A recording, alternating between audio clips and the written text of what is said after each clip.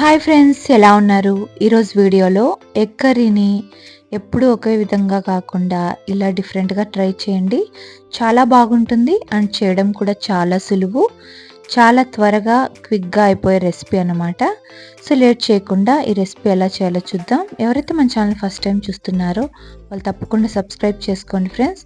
So ఇంకా late చేయకుండా ఈ గుడ్డు కూరని నేను ఇలా సింపుల్గా ఎలా చేస్తానో నేను మీకు చూపిస్తానండి.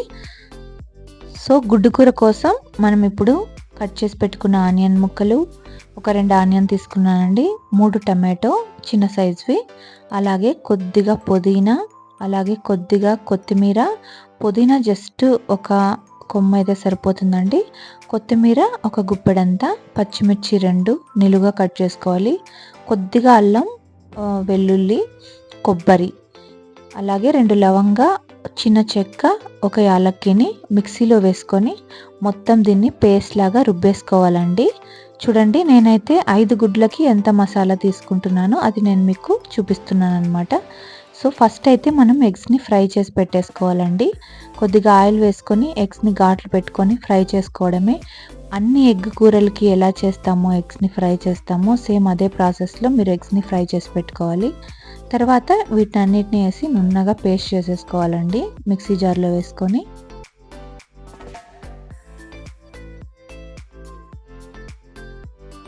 వీటన్నిటిని పేస్ట్ లాగా చేసుకున్న తర్వాత సో కడాయిలో గరిటంత ఆయిల్ వేసుకొని ఆవాలు,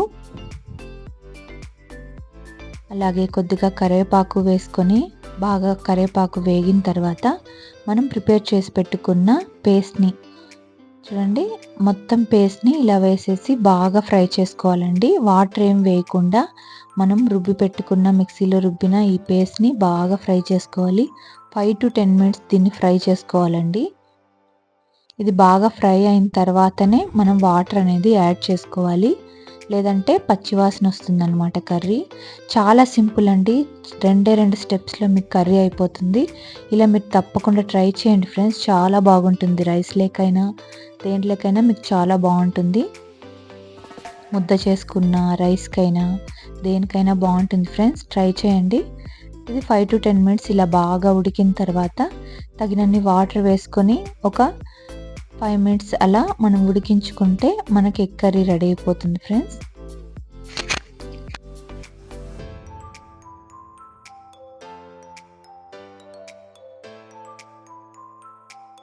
ఇది బాగా ఫ్రై అయిన తర్వాత కొద్దిగా సాల్ట్ వేసుకొని కలిపేసుకోవాలండి.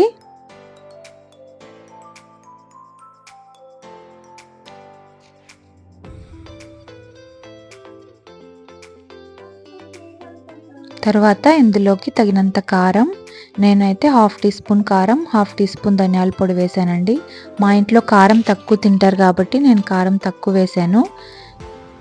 మీరు కారం బాగా తినేట్లుంటే 1 స్పూన్ కారం పొడి, 1 స్పూన్ ధనియాల పొడి వేసుకోండి, పర్వాలేదు. కానీ కారం తక్కువ తింటే వాళ్ళుంటే నేను చెప్పిన విధంగా వేసుకోండి. తర్వాత తగినన్ని వాటర్ వేసుకొని బాగా మిక్స్ చేసుకోవాలండి.